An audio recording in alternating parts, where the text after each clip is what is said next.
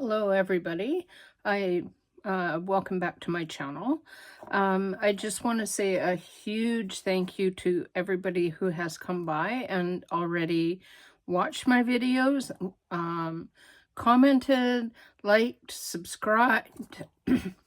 Sorry, I'm gonna get a little choked up here. I'm just like really overwhelmed by the support and outpouring of support from everybody, the kindness, the comments.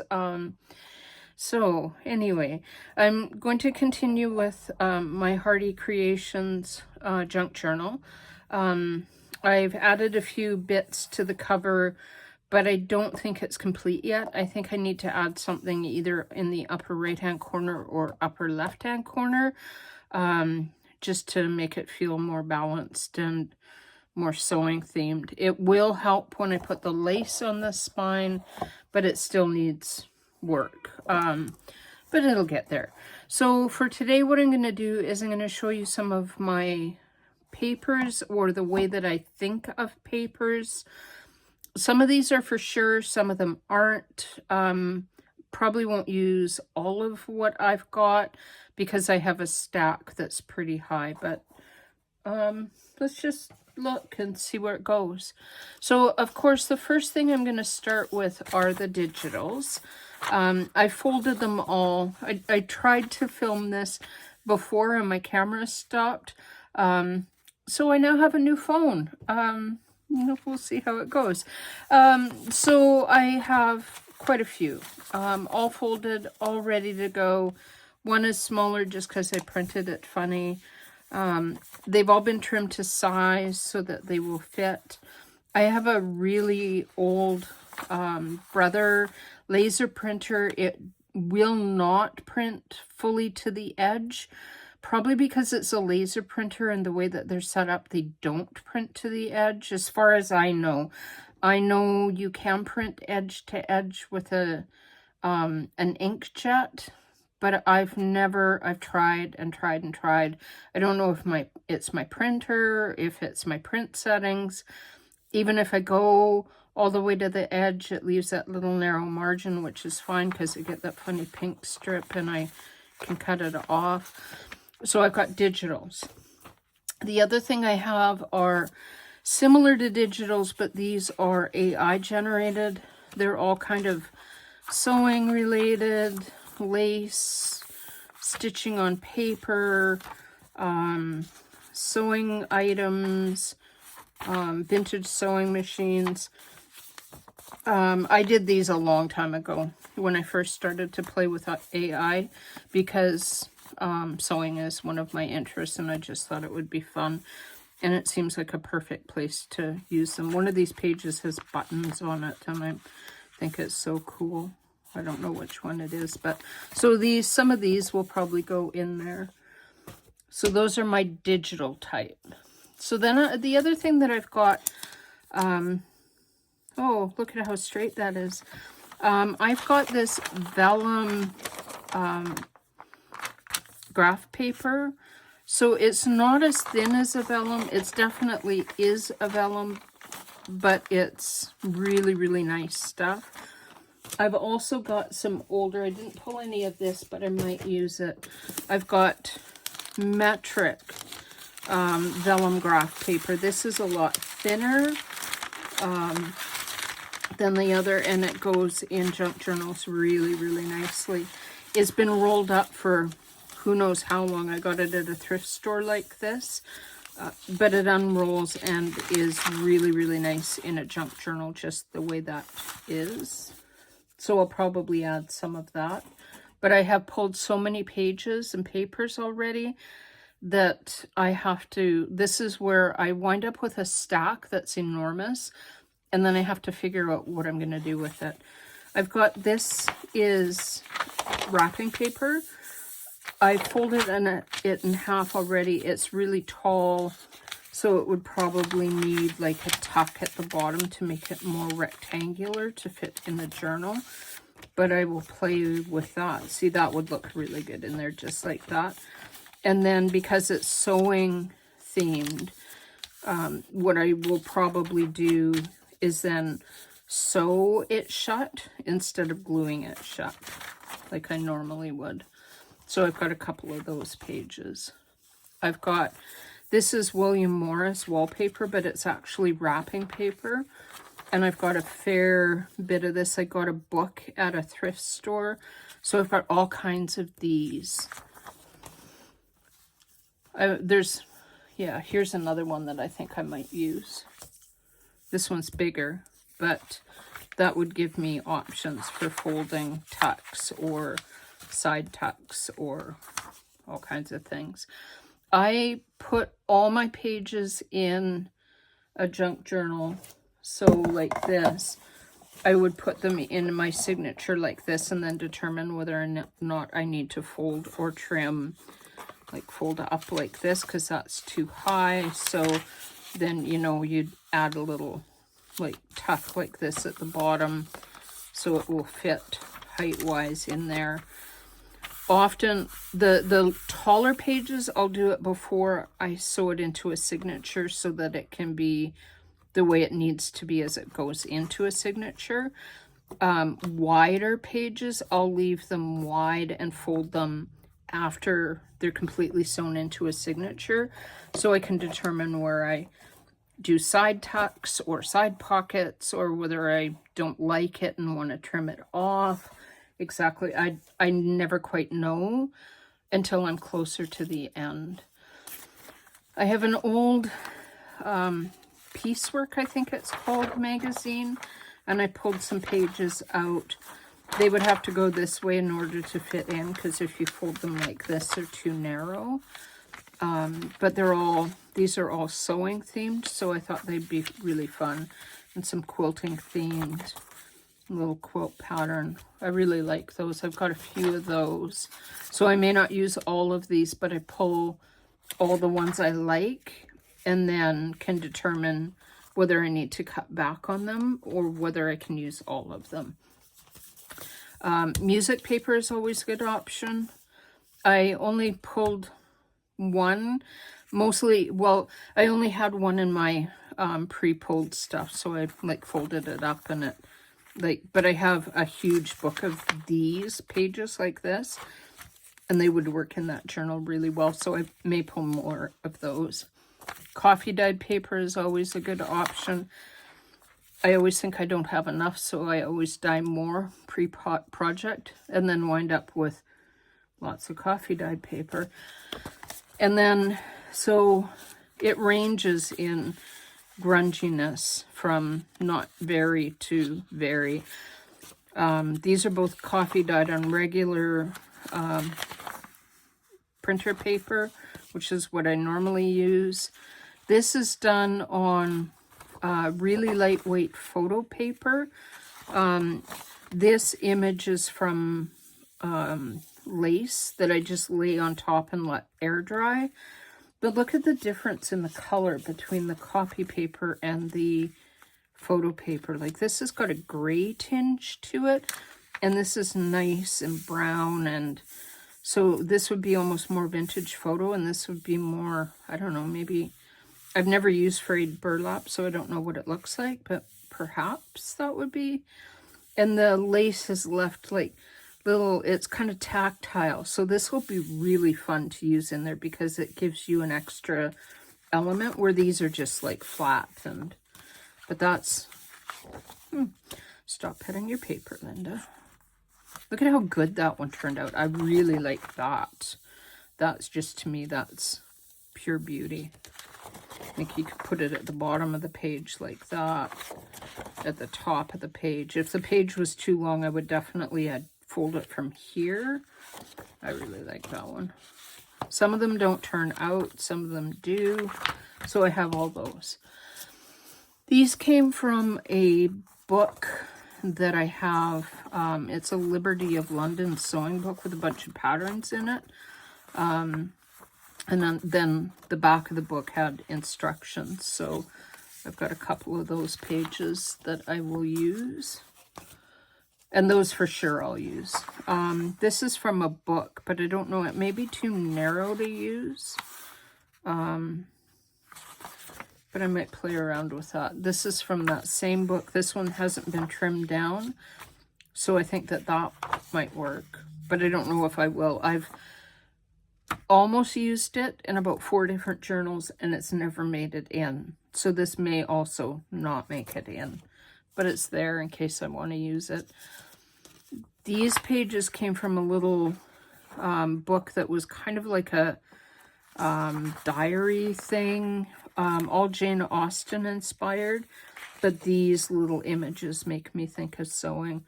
And I have quite a few of the pages left over from gutting that book, so 1 or 2 of those may go in. Don't know yet. I have a little pink envelope, and you know the journal has pink in it, so that could go in. It has that on it because they were in a vintage typewriter I found at the thrift store, and somebody had wanted to make sure that it actually worked. Perhaps me. Might have been me. A book page. This one's already been torn in half. That would be pretty narrow in that really big book, so I may or may not use it. I do have more of this book though, so I don't know. More of that. These are more of that Jane Austen one. Then these came from like a little dot. What do they call those? I want to call it dot matrix, but that's a printer. One of those, like it just came from Dollarama or Dollar Tree or one of those. And I used the cover for something and gutted it and thought the papers were really fun. So I kept the papers, and I kind of like how it's got like this pre-built little bit of grunge in there. So I may use some of those in there. More coffee dyed paper. Oh no, this is, it is coffee dyed, but this is ledger paper already folded. Somebody had used it, but I think that adds a fun element. You could sew it up here along the edges. Would fit perfectly just like that in there. And I think the coffee dyeing made the lines on this side. Oh no, somebody drew on it. Look at, that's a hand-drawn line. Oh, that's fun. That is really fun. It turned pink on the back side. That is so fun. I find things like that when I'm like looking at my pages, that I'll find elements that I didn't know. This is this same ledger paper without the coffee dyeing, so you can see how much creamier that is. And then more of that, also coffee dyed, more of it. Some plain white ledger paper. I use so much ledger paper in a journal. It's usually, it varies between book pages, coffee dyed pages, ledger paper, graph paper, and then whatever my digitals are. More also written on at the top, and a bit more. And then years and years and years ago, I used to sell Creative Circle. So I have all these like pattern pages for instructions. So they're kind of plain on one side, they're folded, but I thought that would be really, really cool if you like left it in a journal like this, and then either sewed along the top and left the side open so you've got a tuck, sewed it along this edge so you've got a top tuck, and I think I might play with it so that I've got one side with a side tuck and one side with a top tuck. And then I've got bigger ones, like this one is huge. So I think it would be really fun to do something similar to that, where you've got like folded, open, almost like a never-ending page, so that this would be the middle of your signature, and then you can play with how you do these edges. I think that could be really cool. And I probably won't use all of these, but I pulled a whole bunch that I kind of like, just to see where they go. Another one that's a little less grungy. This one I will use for sure because I really like this. And however I do it, I want to make sure that this shows like on both sides. So this would probably be, it might be the center of a signature, and then like open these sides up so they're pockets. So these so that they're pockets, one on the top, one on the side. Open it up. I'll play with that as I get into it, but this one's for sure going in. Then I found this really interesting. Like, I don't know what this is. It looks like a rice paper on the one side, but it's really shiny on the other side, and rice paper usually isn't. And it almost looks like it might have a watermark in it, but maybe not. It might just be that it was sitting on something that like indented it somehow. It's just, I've never seen anything quite like this. Don't know where it came from, but it was in my stash. So yeah, don't know where that came from. Then I have these craft papers that were just in a little booklet that I found at a thrift store, and I just folded them up fun ways, you know, little holes that are fun. You can put the holes at the top, the holes at the bottom. They're just so interesting. I use these in almost all my journals. Some I folded straight in half. So I've got those. More coffee dye paper. This is just a cheap Mead writing pad, folded in half. I was going to use it in a different journal, and here it still is. Other paper that I could use, just, you know, lined, came from somewhere. I pulled these from a math book, but I really like these formulas. They kind of remind me of sewing patterns, where at the back of a sewing pattern, you've got all those layouts and the different sizes, and so I will use some of these, but I don't know if I'll use all of them, more of them, you know, one per signature, exactly what how I'm gonna do those. Envelopes is also another really good thing that you can use, because you can sew it in where this is the middle of your signature. So you have this on one side, this on the other, and then papers in between, or center of your signature, or however you want to do it. I think that's really fun. I think this is the only one like this that I have. Although I should dig in there. I might have 11 million of them, because that's normal for me. I also have a whole bunch of these with this trim on it that might be fun. I've got some that are very Christmas, except that you've got this green check on the back. Plaid is always a winner in my opinion. This side does not look Christmassy to me. So if you took and covered that little holly bit right there, it's no longer Christmas. So those could go in there. I just think those are so cute and so fun. I do have more of these that are handmade. I think I've got about 4 more of those. They're really heavy and hard to use if you sew the signature in the middle. So maybe as a tuck spot where you put it at the edge of the page. So let's say this is your page. Your signature is here. You sew it at the edge and it comes like that. Like, I think that would be more logical, or even more this way, because it's got like this, to me looks like it should go upright. So I think that could be really fun at the edge of a page. Then you can actually sew that and that to your paper to make this a tuck spot. And in a situation like because I'm making a sewing journal, instead of gluing these edges down, I'll probably sew them in place instead. Normally I just glue, and I forget my sewing machine even exists in the world of paper crafting. I also have this envelope with the pink. That's folded backwards. It's very, very pink, so I might not use it. But then again, I could use this because it's not so pink. and then cover the pink of this with the digitals. I think that could be good.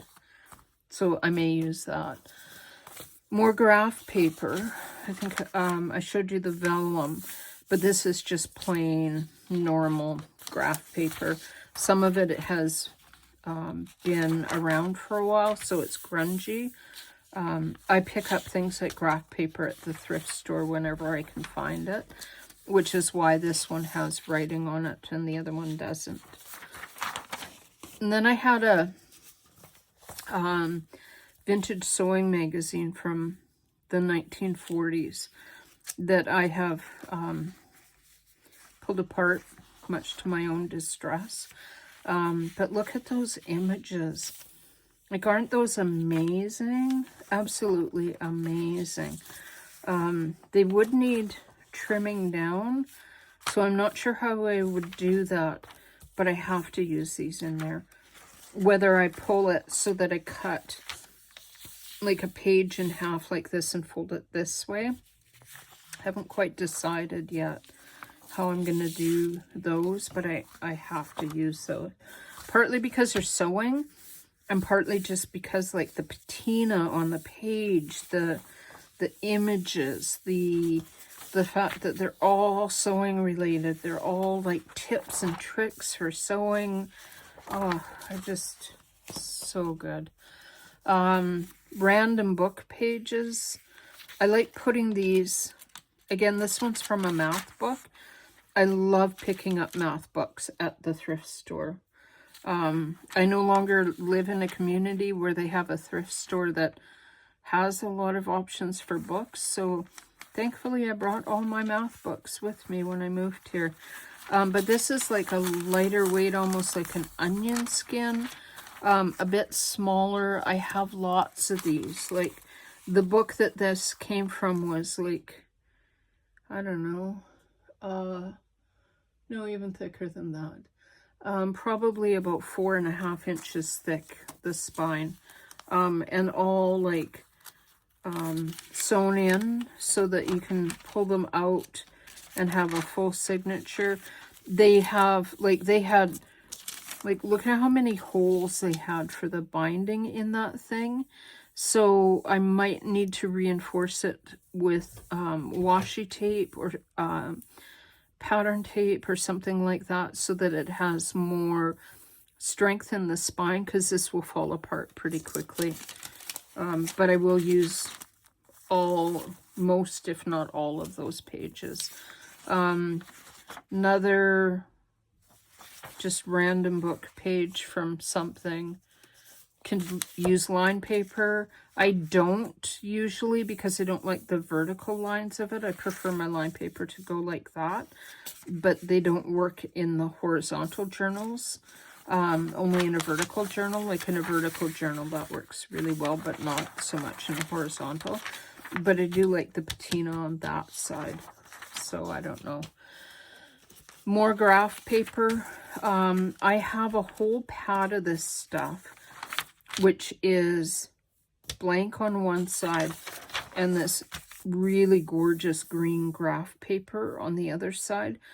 I find this stuff so versatile because you can take and you can fold up at the bottom here and fully glue it down so that it just looks like an extra page embellishment on the one side, or fold it the other way so that you get takes away a little bit of the graph paper, but you get these numbers on the bottom and the little holes. Or you can take it and you can sew it like or glue it at the edge and the edge, and then you've got like this little baby tuck at the bottom of your page with some fun little elements. I've done them where they run this way as well, and then you have a tuck this way and you can embellish up this. Like, they're just such versatile paper. I really like it. The other thing that I have been known to do with that paper, because of it's thin and it fits in my printer, is to print my digitals on it so that you have a digital on one side, fun little elements, and then graph paper on the other. So if you come at it from this side of your journal, you're like, oh, cool, green graph paper. And then you're like, hey, what? How did you get that on there? And I just think that's so much fun. So I printed a few of the background pages on it just because I could. And these will all go in there. All of these will go in there as if they were digitals. And then I printed a bunch more because I love this paper so much. More just random coffee dyed paper. These were order sheets, customer order sheets that I've coffee dyed. They don't smell as bad today as they did yesterday. Yesterday they smelled like that carbon paper that, yeah, they were not nice. So I may not use those. These are just random pages, but I really like these little tiny lines on it. The fact that it's got fun elements. Yeah, just more graph paper. Wrapping paper, I really like wrapping paper. This is vintage. It was my grandmother's. I think it's lots of fun. More graph paper. More graph paper. More graph paper. I don't know how much of it I'm going to use, but there will be graph paper in there. More of this vellum graph paper. More of the vellum.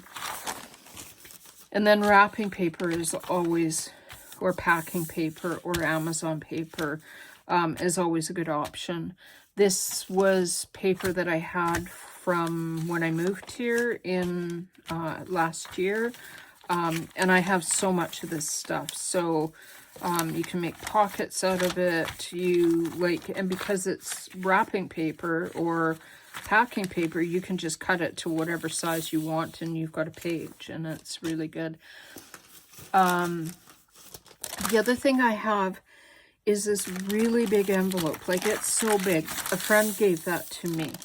And I was looking at handmade paper in the bag of what she gave me. And then I saw that this had boots and shoes. It's got a vintage sewing machine. It's got like all kinds of these little things, and I went, well, that's got to go in there. I just don't know how, because it's a bag. Like, it's an actual, sorry for the noise, an actual paper bag. So if you put it in your journal, you could put it this way as a signature, like this. And because it's big, that might work. But then you've got to cut pieces. This you could leave. So that could be really fun, because you'd have like a pocket here and also a pocket here. But then you'd want to trim these back as well so that you had pockets on that side. So I need to play with this some to figure out how to make it work. So also got some kind of sticky stuff on it that was on it when I got it. And I would need to find a way to get the sticky stuff off without wrecking the images. So I do need to play with that a bit. And then I have more of this packing paper. I have all kinds of these doilies. I don't know whether they will work because they're too tall for the cardboard for that book. But I really like how that might work as a signature in there, like folded up. I've used these in the tall journals that I make, and they work really well because the height of a tall journal is your full 11 height-wise, but this one is 9 inches, so I don't know if that's going to work or not, but I would like to play with that and see if I can make it work.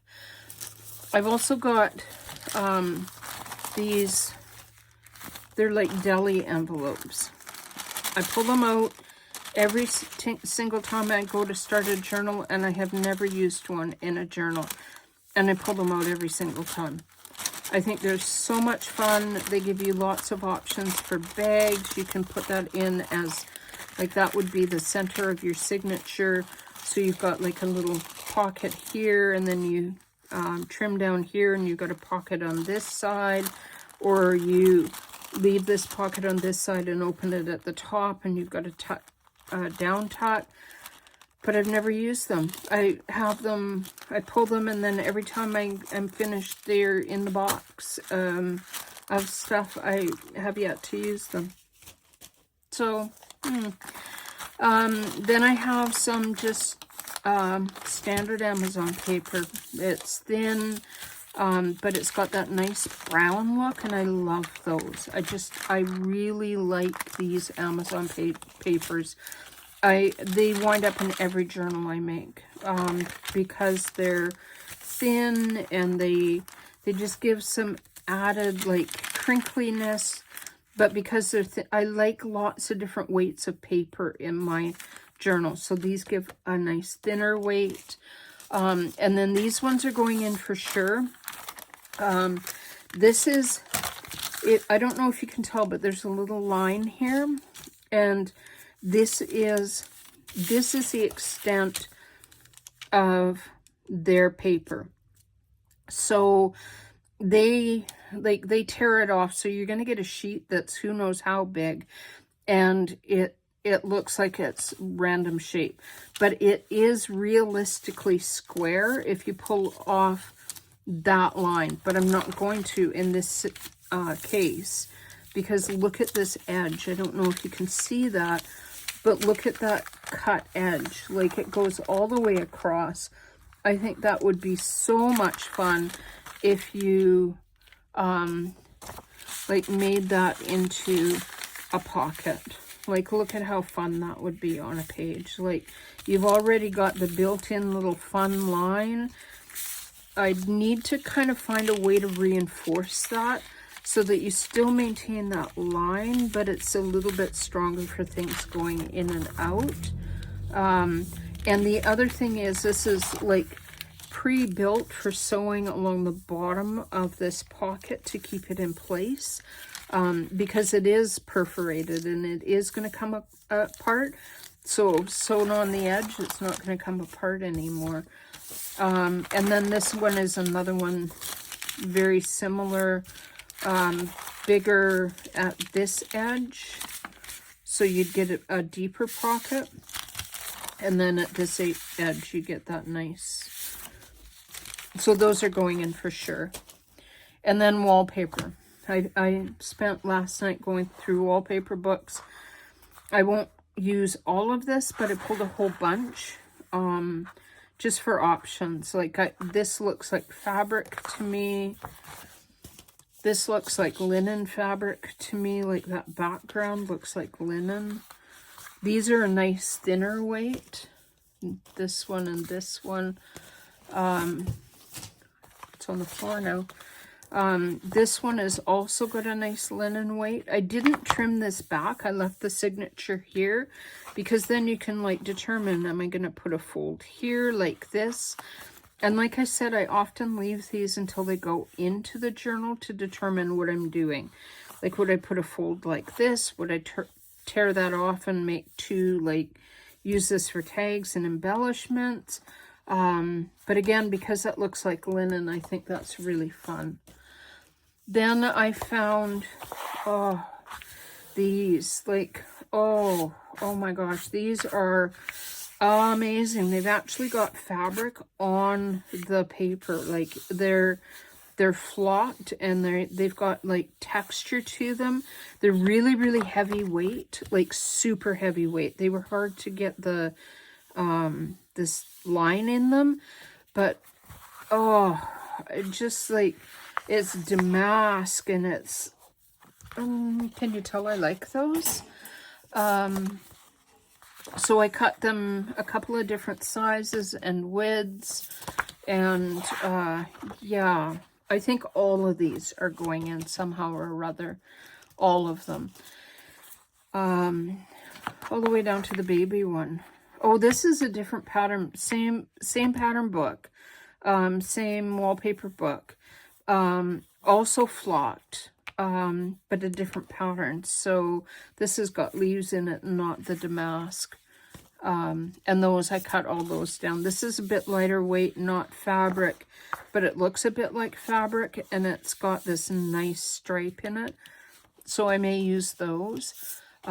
Wallpaper is really heavy in a signature, so I have to determine exactly how much of it I will use, because there's a fair bit here that I pulled yesterday that I went, oh, I need to use that. But I might not use all of it. And then the other thing that will have to go in there are patterns. And these you can like fold, like again, similar to the ones with the creative circle, where you could fold them and make like pockets from where the folds are. You can like just cut it here and then along the bottom here, so that this is one signature. The other thing that you can use is the envelope from where your pattern was, because you could use this as a page and embellish it up the way that you would any envelope, so that you've got like a side tuck. Open this, you've got another side tuck. Leave this open as your side tuck. Open the top here and do your top tuck. So there's lots of possibilities for that. And I pulled a couple of the larger of these like that. So lots of pattern options. And then I will use this in there, because then it will pull the images from the cover into the papers. And I'm a strong believer that if you have a theme in a journal, you need your theme to run all the way through your journal. So if you have, this is one of the reasons I do my cover first, is my cover will help me solidify my theme and solidify an image that's kind of like a key component. So I've got on my cover as a key component, I have that dressmaker's form. So the dressmaker's form I want to use on tags and pockets and embellishments. I've got the little pin cushion, and I want that pin cushion to appear over and over again. But I've also got the Gibson girls, right? Because that's my big focal image on that. So I really want the Gibson girl to come through. So the pattern has the name, the Gibson girls, on it. So this could be like a page in and of itself with side tucks. It could be like however you do it, right? I can pull this little thing off and use it as an embellishment somewhere. I can pull that off, use it as embellishments. You've got the image of the blouse itself. You've got the sewing, how to do it.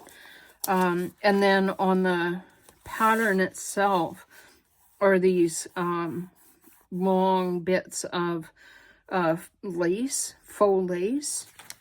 Does that make it lace? And these, I will probably fussy cut a whole bunch of these out and use them in clusters or on tags, or I think it would be really cool if you used that like as a, folded it in half and used that, just that, for a hidden paper clip.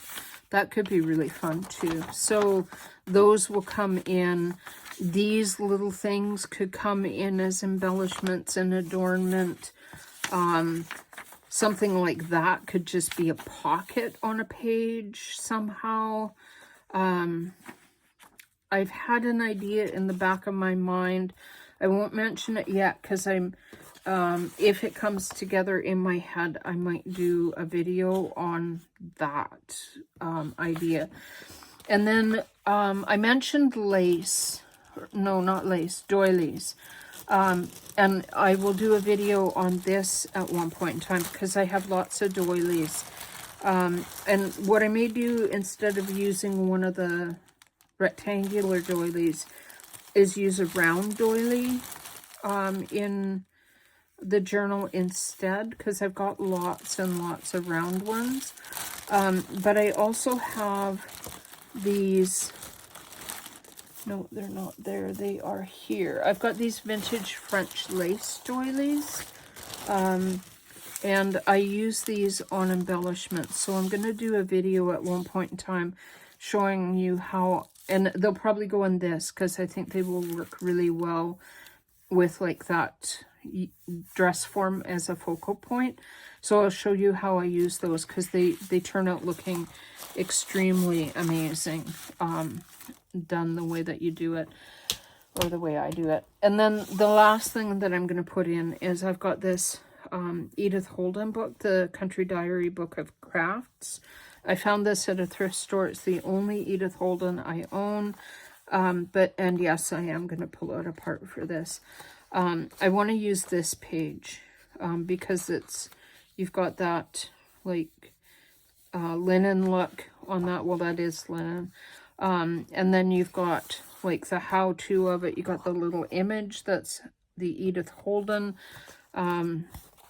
There aren't very many Edith Holden images in here, but you do have like a monthly Edith Holden page, her diary pages, and these little like fun images like this. But these ones I'm going to save for something else. I just want the sewing ones like this one and this one and maybe one of these here like that. So I'm not going to use much. And they're not ones that I would use like on a regular basis in anything else. So yeah, those are my pages. From here, what I'm going to do, I've folded most everything that I'm going to fold, but I have to determine what I'm going to sew. The next one where I come back, I will show you how I put together the signatures.